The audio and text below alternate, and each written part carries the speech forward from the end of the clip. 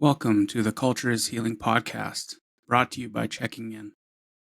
At Checking In, we create customized wellness tools for First Nations communities, centering each nation's language, culture, and traditions to support healing and well-being for their people. To learn more about our work at Checking In, please visit our website at checkingin.co.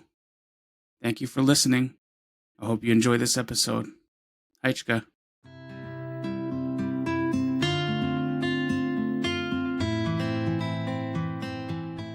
Aichquel, Ichual, Anthapa, Quoqualitza, Nitstaminis, Halal, Cowitson, Liaxin. Hello, everyone. My traditional name is Quoqualitza. My English name is George Harris Jr., and I am calling you today from my home here in Staminis. This is the community that my father is from. This is the community that my mother married into. And this is the community that my siblings and I were raised in. I belong to George Harris Sr. and my late mother, Sylvia Harris. My grandparents from my father's side of my family are the late Lawrence and Irene Harris. And my grandparents from my mother's side of my family are the late Bernard and Nora George. My familial connections to Halalt come from my mother Sylvia and my grandmother Nora. And my familial connections to Cowitson come from my grandfather Bernard. Through both sides of my family, I have familial connections to Liaxin. The name Quoqualitza is a name that's been passed down throughout my father's side of my family from generation to generation. I have the honor and privilege of sharing that name with my father, as well as a few other family members. Yeah, thank you all so much for tuning in again. And once again, my name is Tlowitsis, and I'm the host of the Culture is Healing podcast. Today, I have the honor and privilege of being able to share this space with a dear friend of mine. I always kind of say she's my chosen family, and I'd like to open the floor for Jenn Smith to be able to introduce herself to you all. Aichka. Thank you so much, George, for the beautiful introduction, and thank you so much for having me here today. So, hello, and thank you so much again, George. Introduced myself. I've told you that today is a great day. Thank you and welcome. I've given thanks to the traditional territory where I am today, and that's beautiful Catesy territory in Pitt Meadows. I come from Village Island and Turner Island, two remote communities called Colagwis and Mimquamlis. That's located on the northern end of Vancouver Island in Kwakwaka'wakw territory. My traditional name is Standing Together in Strength. That was given to me from my grandmother and her grandmother going back. And thank you. It's great to be here today. Aichka. Yeah, thank you for sharing, and I always love hearing your introduction. Getting to hear some of our languages from our other relatives here on the island. I think it's very important that we have those opportunities to share who we are and where we come from. It's very important grounding in our space, and it's also always so important for us to be able to share that. And when we have those opportunities to introduce ourselves to one another, it's always a very grounding experience to be able to recite your family connections and get grounded in that space and grounded in who you are. And I always love sharing that and hearing other people's intro. So Aichka. Thanks, George. Yeah, and so as we're taking a look into our podcast, we always love the opportunity to share and highlight. The name of our podcast is Culture is Healing. Often you would hear our people, and especially our elders, sharing about our connection to culture, and how much healing can come from our connection back to our communities and our culture. And I often think of some of my own journey of connecting back to culture, and then how much of an impact it's had on me. And if it wasn't for my culture, I'm not even sure if I would be here today. And so understanding the impacts that our culture can have on our people and our own well-being. When I say culture is healing, what kind of thoughts and feelings does that bring up for you? Okay, so I think it's important for folks to know, if they're not aware, about the part of colonialism that tried to remove and separate us from our culture. And for Kwakwaka'wakw people, it was called the Potlatch Ban, and it lasted for a period of 66 years, which is a lifetime. So what that meant was for Kwakwaka'wakw people who practiced the potlatch as their ceremony, that it was illegal for us to practice that ceremony. So that lasted from 1885 to 1951. So 66 years it was illegal for our people to practice the most important piece of who we are. I was going to say were, but we still are who we are. It is our governing structure in Kwakwaka'wakw culture.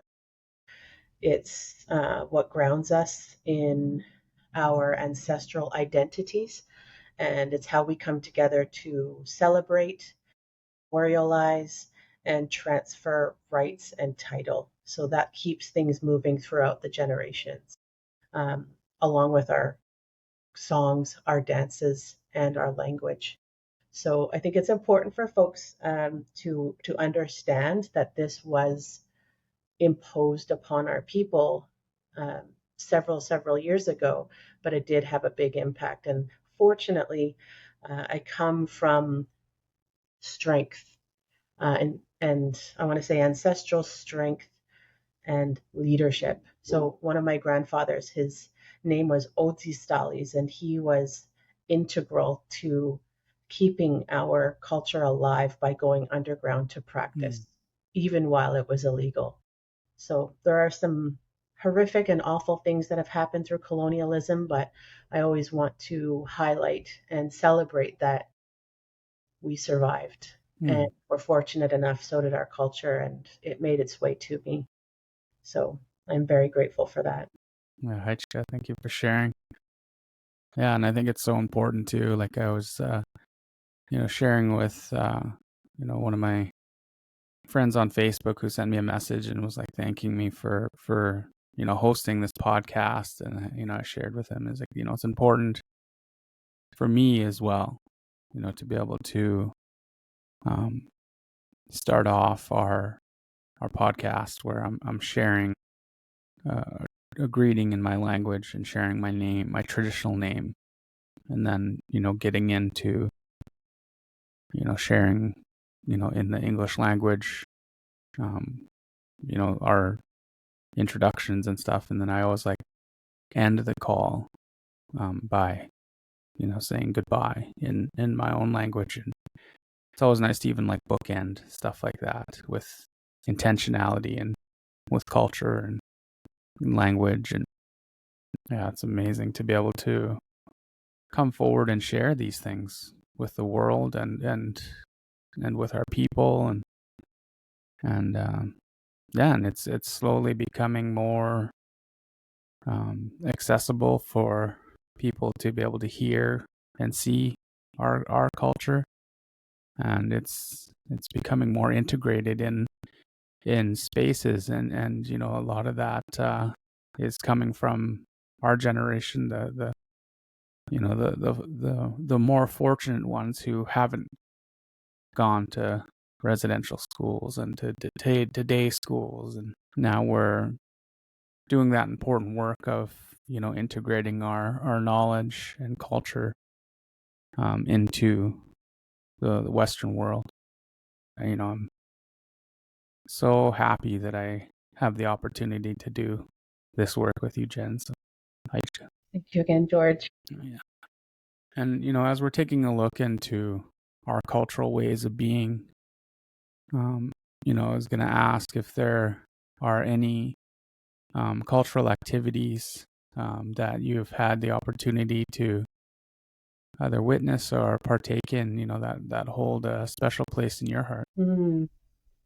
Well, reflecting back on my journey about uh, culture finding its way to me and how it saved me, I think I reflect upon it on two levels. So the first would be like an individual level, and then at a community level.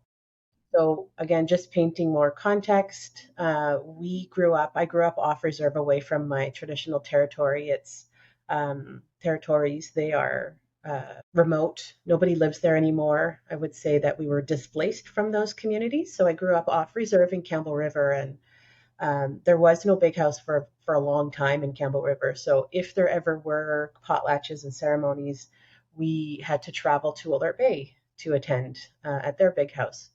And as a child, I didn't grow up in my culture learning it enough to feel comfortable when we were, asked to dance in the big house. We did it anyway. But I just remember feeling out of place and like I didn't know how to do it.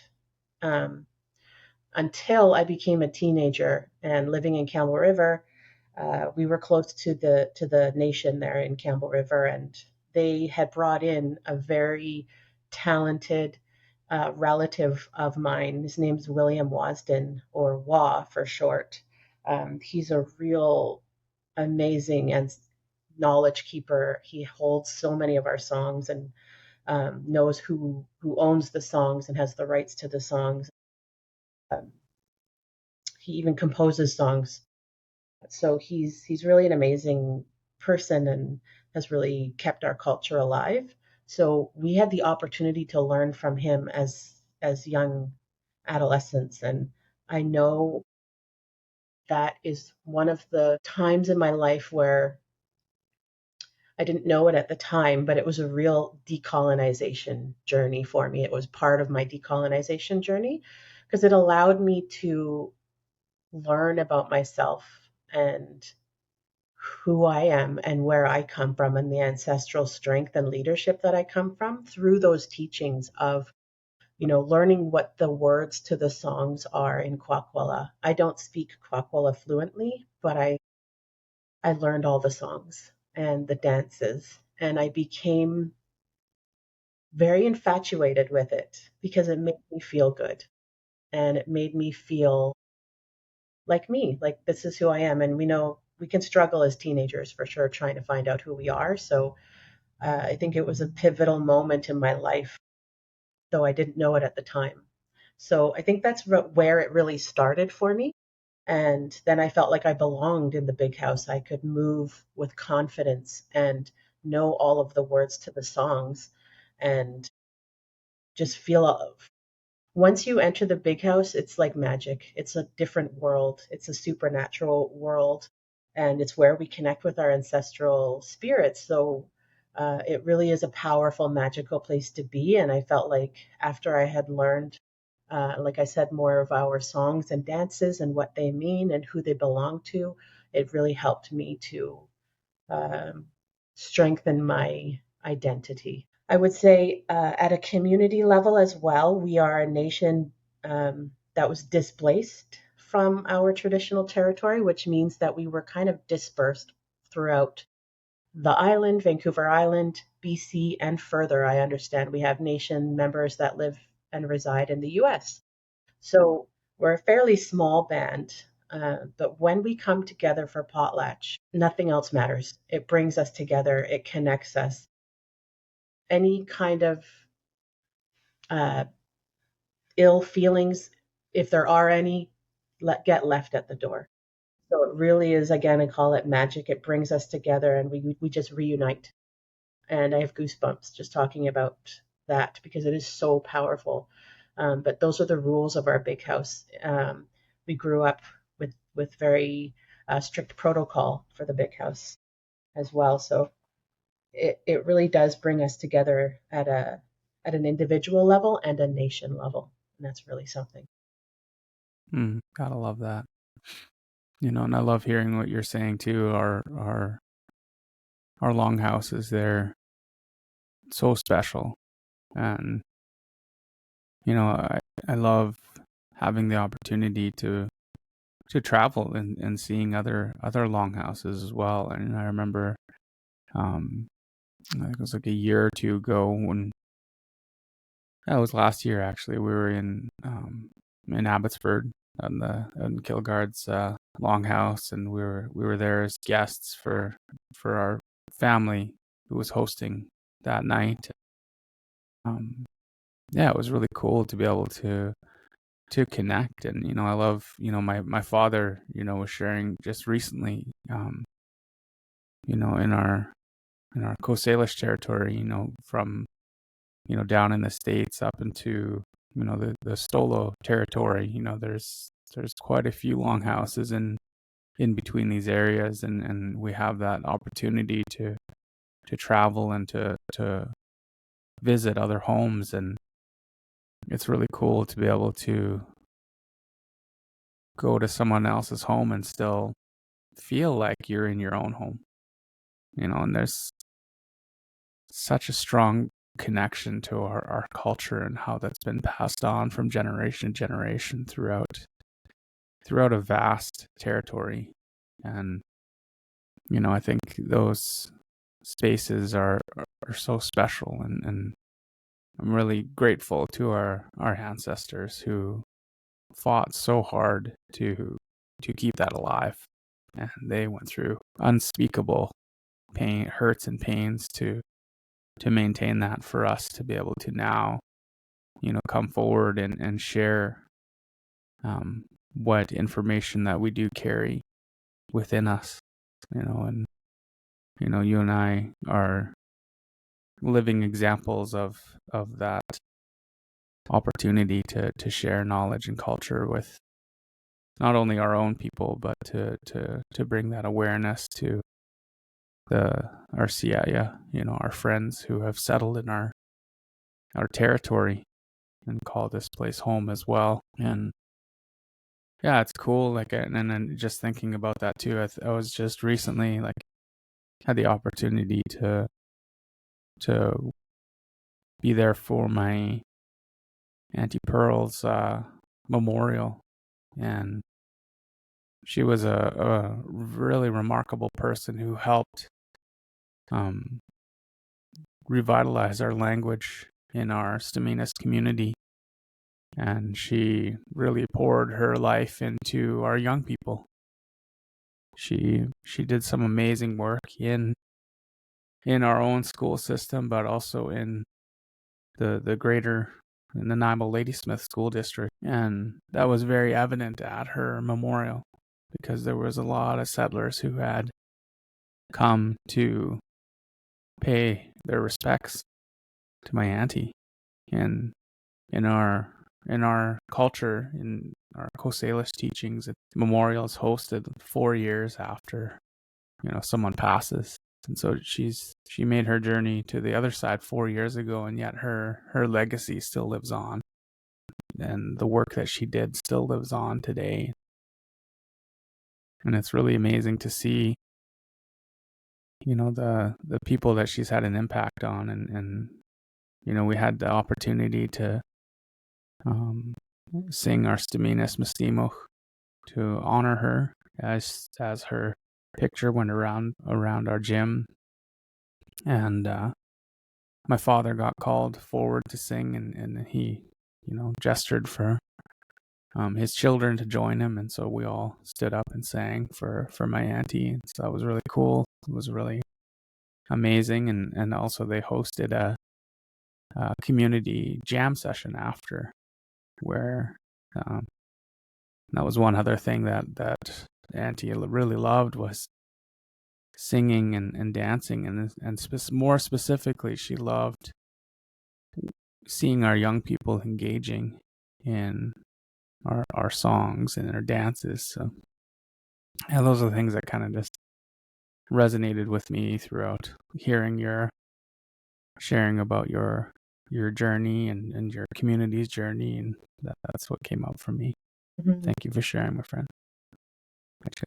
Beautiful. Yeah, and as we're taking a look into our teachings, and undoubtedly we've had the opportunity to hear some amazing people share their knowledge, about our culture and our cultural ways of being. I was going to ask, what teachings do you carry with you that help guide you, through your life and through the work that you do, both in your day job as well as the passion work that you do as well for the decolonization process. So one of the teachings in the big house, and I think just growing up Kwakwakiwak, again, I didn't know it at the time, but learned what this word is later in life, is mayahila. Mayahila is a Kwakwala word, which translates to basically the highest level of respect, or respect for oneself and all things living or otherwise. So when we talk about the teachings of the big house, and really, I think it translates to just how we were raised. Um, it's about proper conduct in the world. And what really stands out for me in my teachings and how I was raised was, we don't bring shame to our family or to ourselves. So all of those things kind of together, I think, are teachings that stuck with me throughout, the trials and tribulations of growing up in, intergenerational trauma, and overcoming that, and becoming a cycle breaker, decolonizing myself, which is an ongoing journey, and just coming back to who I really am, and loving that person. So I would say those teachings together are something that I pass down to my daughters, who are also amazing, young, resilient cycle breakers, raising my 5, soon to be 6 grandchildren, and they are certainly being raised with those same values, and it makes me very proud. Those are the values, I think, that kept us strong and resilient, and made it through very challenging times in our lives. Mm. Yeah, that's amazing. Yeah, I know for me, when I think of this question, I often, reflect back on teachings that have been passed on to me that and practices I carry. Um, I think of my grandma Nora quite often, and even just something as simple as lighting a candle. That's one that I carry forward and do so with intentionality. And that's a teaching that comes along with it. She always shared with me, like, you light that candle and you say a prayer to Creator to help give you wisdom, strength, and guidance for your day. Give you the wisdom to know what you need to do throughout the day, and then the strength to give you to carry out those tasks that Creator has put on your heart and your mind, and then for Creator to guide us through as we continue on in the day, because there's undoubtedly going to be things that we're not anticipating, and that's something that I carry with me. And my grandma always used to tell me too, you always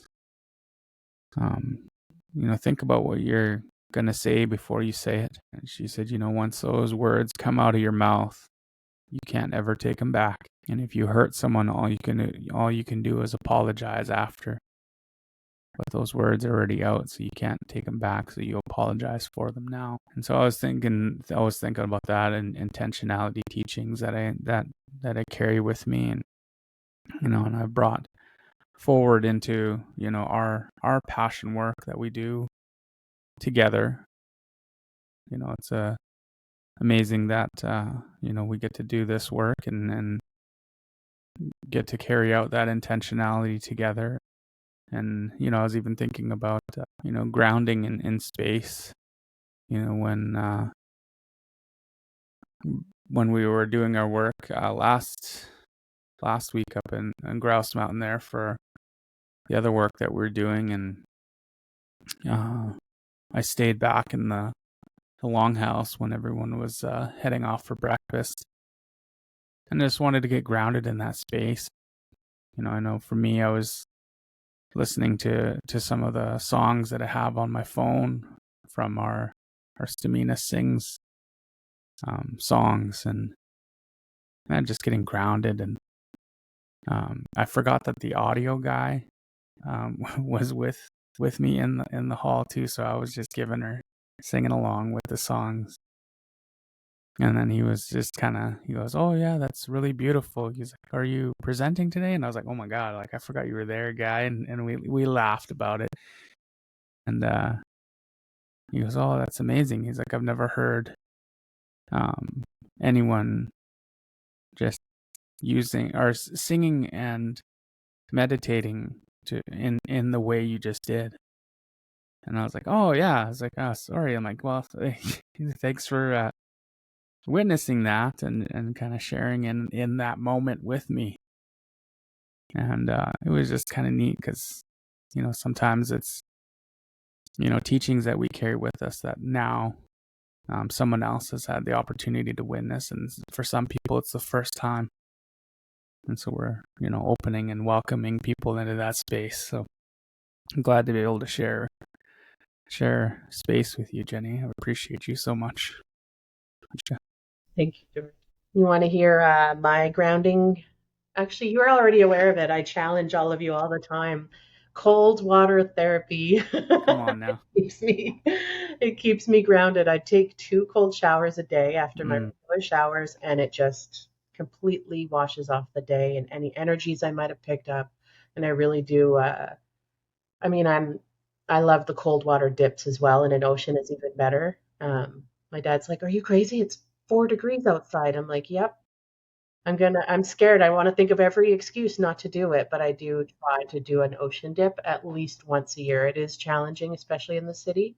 So I don't try to do that back home, but that is also ceremony. I do put intention into that as well as I'm releasing anything that's not meant for me to carry. So anything negative, and that's my medicine as well. So I continue to challenge you, George. Yeah.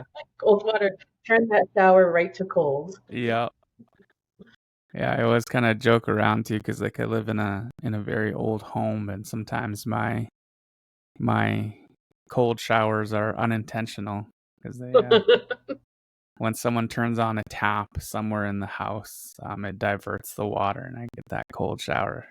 And I always joke like my family has, I don't know, this innate ability to know when it's me taking the shower, and that water turns cold real quick. Yeah, ancestors are just looking out for you. Oh, for sure. Yeah. Yeah. Yeah, and it's something that I think a lot of our people do carry out, that cold water shower or the bath. And they're I think a lot of people in Western world are starting to catch on to our traditional ways, and they're adopting that into their own wellness practices. So the Western world is slowly catching up to it. And so as we're talking about teachings and words of advice that have been passed on to us that really help shape and guide our walk on this earth. And I just ask if there's any words of advice or teachings you would like to pass on to our listeners to really help them in their journey. Big question. So again, I think I lean back into those values that we were raised with my ahila and respect for oneself and all things living or otherwise. But when my daughters, if I'm thinking about when I give them advice as a mother, and a place that comes from pure love is the answer always. So if I think about our teachings and how we leave all of the negative stuff at the door, um, when we go into that big house, that's love, right? We're practicing our cultures and our strict protocols are in play, and where we have proper conduct in the big house, it translates to exactly that. So when we're not sure what to do, that love is the answer, and it starts with the self love, and that can be challenging, as I've learned throughout my many years in talk therapy with an Indigenous counselor. It always comes back to me, always. So it has to start with yourself, and really that self-compassion is the healing part of it. So that's the advice I would say I give my two most precious gifts in this life, Jenna and Aaliyah, is love is the answer, and it starts with that self-love, as they're raising their children and breaking cycles. It is challenging, and I say that we have to wake up every single day, choosing to be cycle breakers, so that that intergenerational pain doesn't get passed down. And that's their resilience. That's the beauty of their resilience and their strength. Beautiful. Yeah. Even thinking about, some of the teachings that we have, around, our longhouses and, always looking out for one another, and I've heard you say it before too, that teaching about, making sure you're okay first before you go forward and attempt to help others, and I think of, also some of the things that we hear often, and we're able to implement in our day jobs and in our passion projects that we get to do together. And we're always asking the people that we're sharing space with to come to the work with an open heart and an open mind to receive that work that we're doing, and to be able to hear and to see the work that's happening, and be able to receive that with Aishkwalans, those good feelings, and so I'm hoping that our listeners are listening to the words you're sharing, and taking care of themselves so that they can then go out and take care of others, and that's the way I think that we're all going to create a better tomorrow, is Agreed. loving yourself first and then sharing that love onto others. So and I just wanted to open the floor to you, Jen, to be able to share a little bit about the work that you're doing in your day job, and obviously the collaboration that we get to do together, and you also do some of your consulting work as well, and so this is an opportunity for you to share with our audience, to bring awareness to the work you're doing, and if they're interested in hiring you for your services, how they can get a hold of you. As you were talking about, that self-love piece, what comes up for me is this: loving yourself is healing yourself. That's really been part of my decolonization journey, is recognizing the colonial layers of that. So just wanted to share that, before I talk about my work. So I work in my day job at the First Nations Health Authority, and that has been a wonderful journey as well. Um, and my passion, I love when you say passion projects, is the cultural safety and humility work and the truth and reconciliation work that we do a lot together. And it's through my through my consulting company that's called Standing Together in Strength. And you can find that just by Googling Standing Together in Strength. And I get the opportunity and the privilege to share my story, my truth, my family's truth, which not only heals me, uh, my hope is that it helps others to understand the shared colonial history of the province that we live in together, and further the country that we live in together. So I think that it has been really impactful. But like I said, not only for everyone else, but for me as most of all. So I continue to heal and learn on this journey, with you as well in the work that we do. And that is such a privilege and an honor for me to be able to carry out that work. And, my hope is that my children can thrive in a world where they are safe receiving any kind of service, health, any kind of service that they're accessing. This is my part to help make a better world. What do they say? The drop is the ripple effect. So that's my ultimate hope, and I just want them to feel safe and be treated like human beings. Mm. Yeah. So that's me. Yeah, thank you so much for taking the time to come and sitting in circle with me and, sharing this important conversation. Thank you to our audience who continues to come back and to listen to these important conversations. I appreciate each and every one of you, and I hope to catch you all in the next episode. Take care, everyone. Hi, Scott. You're like a Hey, hey,